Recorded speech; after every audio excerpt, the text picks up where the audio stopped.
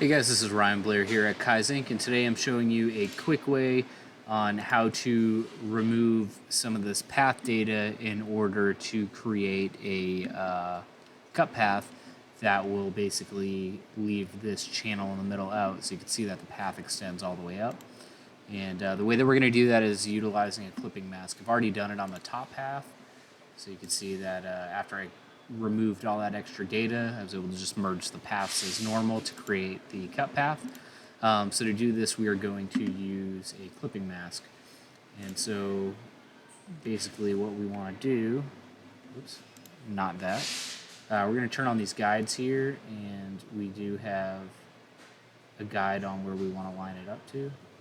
My mouse would move. There we go. Okay, so we're going to basically create a shape that will contain all the data that we are trying to mask.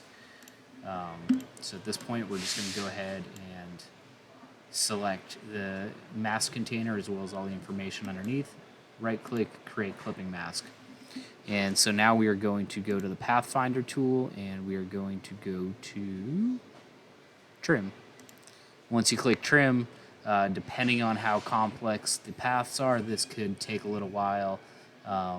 This particular graphic did take a little while for the effect to render, but it did work. So yeah, this is a quick way on how to remove all those unwanted paths.